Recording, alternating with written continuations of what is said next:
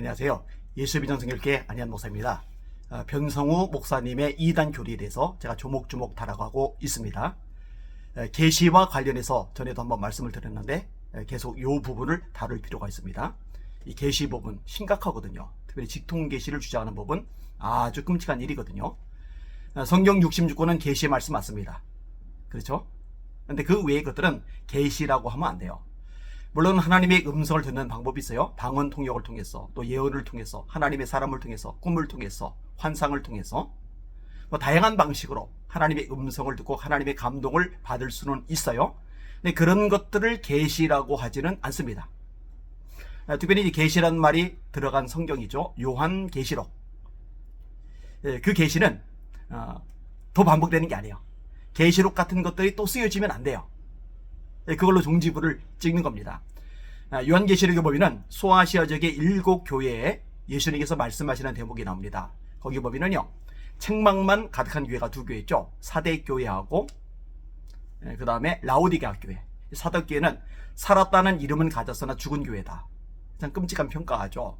라오디게아 교회는 차든지 더웁든지 하기를 원한다. 네가 이같이 미지근하여 차지도 아니하고 더웁지도 아니하니 내 입에서 너를 토하여 내치리라. 그러므로 네가 열심을 내나 회개하라. 볼지어다 내가 문 밖에 서서 두드리노니 누구든지 내 음성을 듣고 문을 열면 내가 그에게로 들어가 그로 더불어 먹고 그런 나로 더불어 먹으리라. 얼마나 무서운 책망입니까?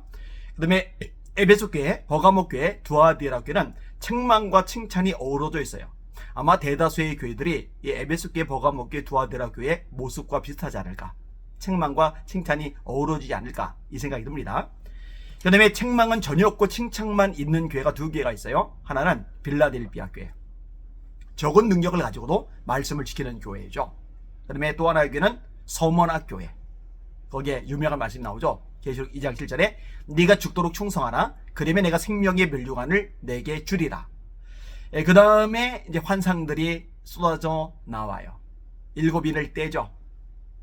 7 나팔을 불죠. 7 대접을 쏟아붓죠.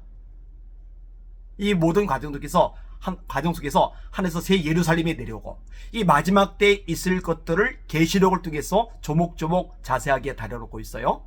그런데 그런 계시가 지금도 또 주어진다. 끔찍한 얘기죠. 그러면은 변승호 목사님을 따르는, 또 추종하는 사람들이 또 저한테 따지고 들지 모르겠어요.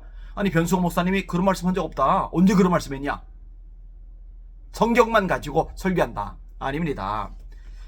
변승호 목사님의 책 계시라는 게 있어요. 77쪽에 요한계시록에서 계시라고 부른 것들이 오늘날도 여전히 존재한다. 제가 분명히 말합니다. 헛소리입니다. 요한계시록에 계시라고 부르던 것들 지금도 존재하지 않습니다. 이게 문제인 거예요.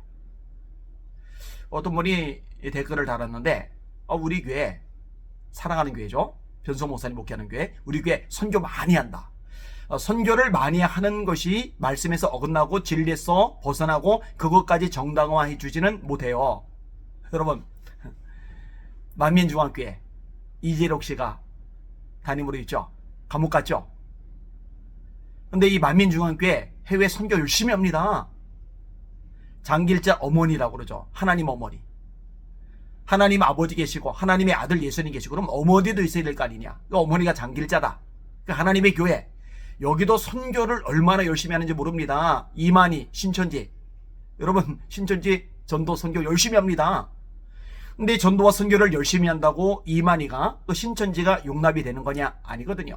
이재록과 만민중앙교회가 용납이 되는 거냐? 아니거든요. 장길자와 하나님의 교회가 용납이 된 거냐? 아니거든요. 왜? 말씀에서 어긋났으니까.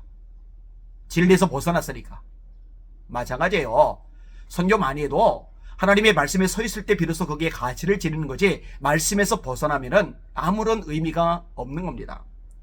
자, 변승호 목사님의 책 계시 42쪽에 계시를 터부시하지 말고 도리어 계시를 사모해야 한다. 1919년 3월 14일 설교입니다. 제대로 영계에 들어가면 환상을 볼 수도 있고 입신을 할 수도 있고 때로 천사가 방문할 수도 있지만 생각을 통해서 주님과 교통하는 게 굉장히 활성화가 됩니다. 그리고 그게 환상보다 정확합니다. 굳이 천국에 올라갈 필요도 없습니다. 천국에 올라간 것보다 더 정확하게 주의 음성을 들을 수 있습니다. 그게 굉장히 중요한 겁니다. 이게 계시하고 연결돼서 문제인 거예요. 사실 환상을 부인하지는 않아요. 입신을 부정하지는 않아요. 하나님께서 얼마든지 감동하시고 당신의 음성을 들려줄 수 있다는 거, 그거는 좀 인정을 해요. 근데 그거는 계시가 아니에요. 계시라고 말하면 안 됩니다. 그 이단입니다. 자, 계시라는 책 20조.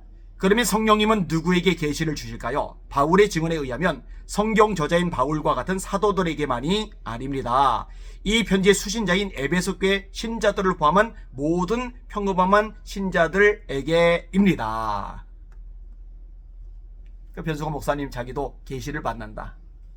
살아나는 교회 교인들도 이 계시를 받을 수 있다. 요한 계시록 같은 계시가 끝난 게 아니라 지금도 이어지고 있다. 큰일이죠. 진짜 큰일이죠. 이 방송을 들으러 오시는 분들 중에 사랑하는 교회에 다니고 있는 분들이 있다면요, 정신 차리세요. 말씀으로 돌아가세요. 하나님 말씀보다 절대적인 것은 없습니다. 여기서 벗어나면 뭐든지 문제가 되는 거예요. 때가 이르리니 사람들이 바른 교훈을 받지 아니하며 그 귀가 가려워서 자기의 사욕을 따를 스승을 많이 두고 또 그 귀를 진리에서 돌이켜 허탄한 이야기를 따르리라. 그 귀를 진리에서 돌이켜 허탄한 이야기를 따르리라. 지금 이런 현상이 굉장히 넓게 퍼져 있어요. 진리에서 돌이켜요. 말씀에서 벗어나요. 허탄한 이야기를 따라가고 있어요. 그래서 이 부분이 너무 위험하기 때문에, 영혼을 망치기 때문에, 멸망을 향해, 심판을 향해 다름질하게 만들기 때문에 제가 길을 쓰고 이렇게 알려드리는 거거든요. 가만히 있으면 저도 편하죠. 지금 전광훈 씨하고 충돌이 벌어지는 바람에 얼마나 불이익, 모욕 많이 나갑니까? 경찰서 쫓아다니느라고 시간, 에너지 소모 얼마나 심합니까? 그런데 한국교회를 위해서 애쓰는 거거든요. 이 변승호 목사님 관련한 것도 역시 마찬가지입니다. 제가 신천지도 널리 알려요. 예전에 프레스센터에서 기자회견을 할 때 그때도 이게 일파만파 퍼져나갔죠. 신천지 쳐들어서 난리가 났었어요. 왜 그렇게 앞장서느냐? 한국교회를 사랑하기 때문에, 사명감을 가지고 싸우는 겁니다. 기도해 주신 분들 감사하게 생각합니다. 저도 여러분도 모두 말씀 위에만 섭시다. 말씀에서 어긋나면은 귀 틀어 막아야 돼요. 말씀에서 벗어나면은 눈을 감아야 돼요. 거기에 영향받고 따라가면은 망합니다. 조심하시고 정신 바짝 차릴 수 있기를 바랍니다. 하나님, 한국교회가 말씀으로 돌아가게 하여 주시옵소서. 진리에서 벗어나지 말게 하여 주시옵소서. 하나님만 두려워하게 하여 주시옵소서.